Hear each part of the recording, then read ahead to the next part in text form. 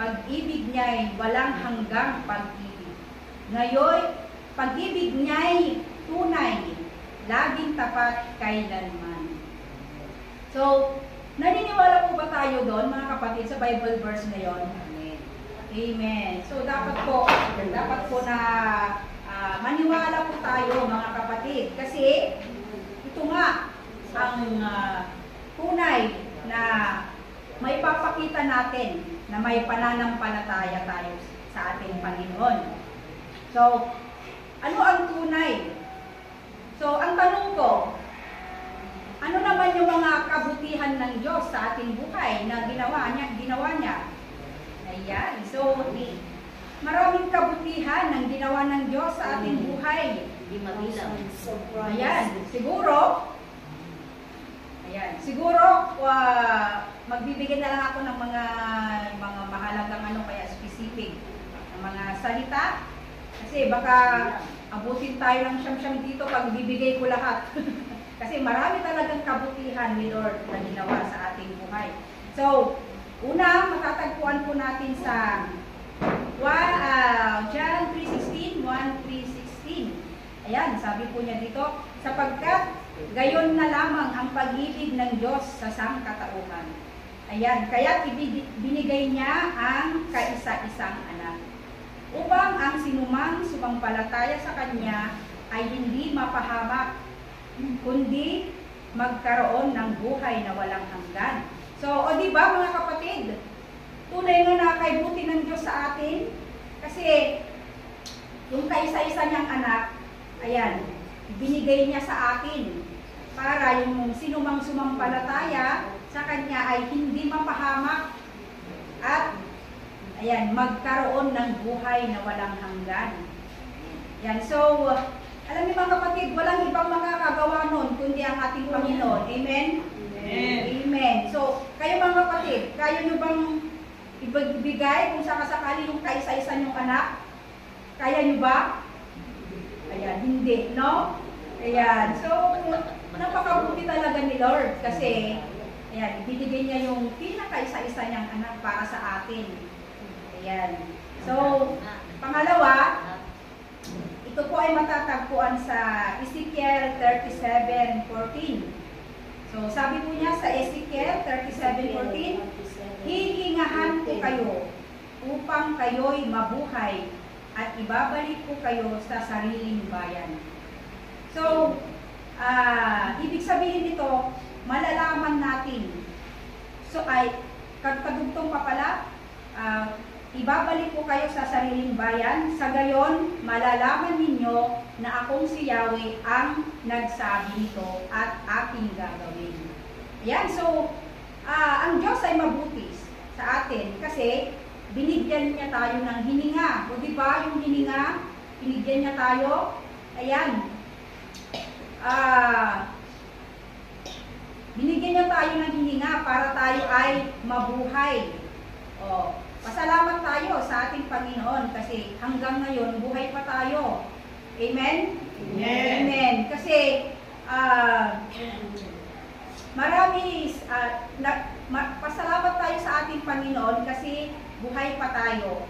At maraming mga tao ngayon na isisilang pa lang mamamatay na, di ba? So hindi nila maranasan ang mabuhay. Ayan. So, pasalamat din tayo kasi hanggang ngayon, nakakasama natin ang ating mga pamilya, ayan, yung ating mga kaibigan, ayan, yung ating mga kapatid sa pananampalataya. Kasi nga, binigyan tayo ng hininga ng ating Panginoon. Ayan, meron yung natutulog lang, di ba? Tapos, hindi na siya magigising. Oh, meron yung sinabi kanina, nagre-rent na ng oxygen para lang makahinga siya. O diba? So kailangan natin magpasalamat sa ating Panginoon kasi hanggang ngayon, ayan, binibigyan niya tayo ng hininga. Ayan, so ang mahirap lang kasi sa mga namamatay, kaya yung natutulog na hindi hindi na nagigising yung wala yung Diyos sa kanilang puso. Diba? Ang hirap yung ganon. So, ang gawin natin, ayan, kailangan bago tayo matulog, manalangin muna tayo. Ayan, manalangin tayo at humingi tayo ng tawad sa ating Panginoon kung ano man yung mga nagawa nating kasalanan. Ayan, so ang pangatlo po, ang kabutihan ng Diyos sa ating buhay ay bibigyan niya tayo ng proteksyon. Ayan. So, hindi lang hindi lang ang kalakasan, kundi bibigyan niya din tayo ng proteksyon ng Panginoon. So, sabi po niya sa Salmo 121, verse 7, ayan, iingatan ka ng Panginoon sa anumang kapahamakan. Pati ang buhay mo'y kanyang iingatan.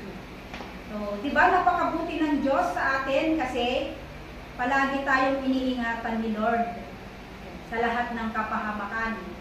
Ayan, di lang sa kapahamakan. Ayan, pati din sa mga taong ayan, gustong manira sa atin. O di ba, siguro dahil na din sa naiinggit siguro. Ayan, kaya gusto niya tayong siraan. Pero alam nyo, ang Diyos hindi niya tayo pababayaan dyan. Talagang iingatan niya tayo. Yan, iingatan niya tayo sa mga disgrasya. Ako, talagang thank God kasi, di ba, nagpaturo ako sa inyo maraming beses na iniingatan ako ni Lord dyan sa highway. O, basta bago ako papunta dito, bababa, ayan, talagang muntik-muntikan na akong masagi ng bus. Pero thank God, ayan, buhay pa tayo. Ayan, iniingatan tayo ni Lord kasi alam ko may plano pa ang Diyos sa aking buhay. Amen. Kaya siguro hindi pa niya ako kinukuha. Ayan, so ayan, isa pa na mabuti ang ating Diyos ay binibigyan niya tayo ng kalakasan. Amen. So, sabi po niya sa Isaiah 40:29. Isaiah 40:29, siya'y nagbibigay ng lakas sa mahina, at ang walang kapangyarihan ay pinananagana niya sa kalakasan. So, tunay na napakabuti ng Diyos sa atin kasi palagi niya tayong binibigyan ng kalakasan. Ayan, halimbawa na lang ako. O diba, sa aking pagtitinda ng frozen foods, o kaya kahit yung mga iba't ibang tinitinda ko, diba? Ayan, nagpapasalamat ako sa ating Panginoon kasi binibigyan niya ako ng kalakasan sa aking pagtitinda. Ayan, kalakasan ko sa pagdra-drive ng aking BMW. Joke. Ayan, pagdra-drive ko ng aking tri-bike ko, diba? Ayan, so thank God kasi ayan, binibigyan niya ako ng kalakasan. Ayan, so sa aking asawa naman, ayan, thank God kasi palagi siyang malakas. Ayan, lalo ngayon, palaging panggabi yung kanyang schedule sa kanyang trabaho. So, siyempre, panggabi, puyat. So, thank God, ayan, binibigyan ni Lord siya ng kalakasan.